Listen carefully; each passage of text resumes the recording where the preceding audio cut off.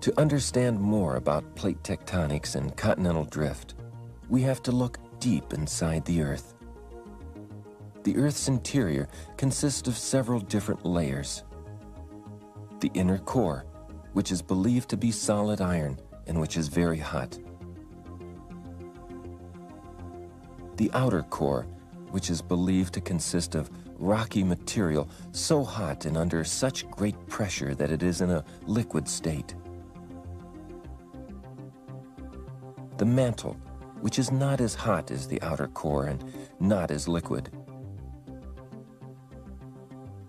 The mantle's outermost portion is solid. This is the solid outer portion of the mantle. Above this is the outermost layer of the Earth, the crust. Together, the crust and solid outer portion of the mantle form the Earth's outer shell. They are referred to as the lithosphere. It's not always easy to see the Earth's crust. It's covered by vegetation and the oceans. But if you could drain the Earth's oceans and strip away our planet's vegetation, the Earth might look something like this. Now we can see the Earth's hard outer shell. And if you look closely, you can also see the shell is cracked. The red glowing lines mark the places where the Earth's shell is cracked into tectonic plates. Each plate carries a continent or an ocean basin, or sometimes both. The plates are moving at an average rate of 1 to 2 inches a year in a variety of directions, carrying continents and ocean basins with them. Here's why the plates are moving. Scientists believe material in the mantle is circulating much as it is doing here. The movement may be caused by heat within the mantle.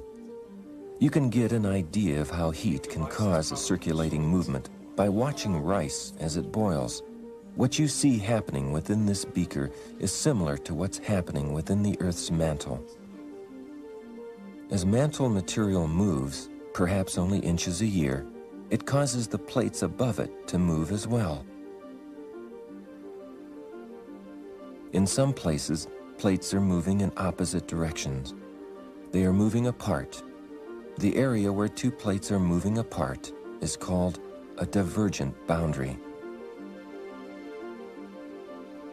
In other places, plates are colliding.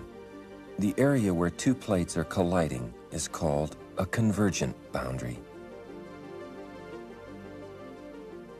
And in other places, plates slide past each other. This area is called a transform boundary. This is a cross-section of a divergent boundary, the mid-ocean ridge, located beneath the Atlantic Ocean.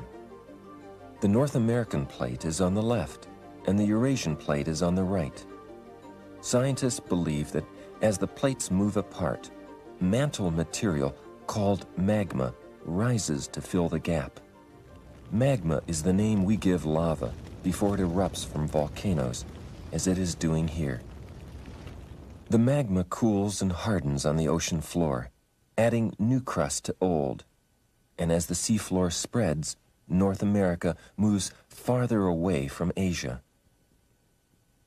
The highlighted area on this globe shows where magma is surfacing between plate boundaries beneath the oceans, creating a mid-ocean ridge that circles the Earth.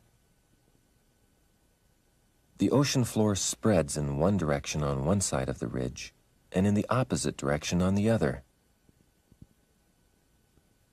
The mid-ocean ridge is where plate material is created. And this is where plate material is destroyed, a convergent boundary. In this cross-section, the plate on the right is carrying an ocean basin and is moving in this direction. The plate on the left is carrying a continent and is moving in the opposite direction. The plate carrying the ocean basin is heavier and is diving beneath the plate carrying the continent. The leading edge of the diving plate is consumed back into the Earth's mantle. When one plate dives beneath another, it is called subduction, and the area where it occurs is called a subduction zone. Subduction may resemble what is happening on this lava lake as sections of hardened crust dive beneath other sections.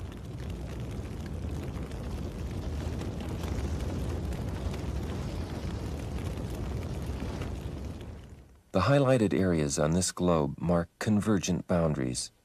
Subduction is occurring at most of them. These are the areas where plate material is destroyed. Here again are divergent boundaries, where plate material is being created.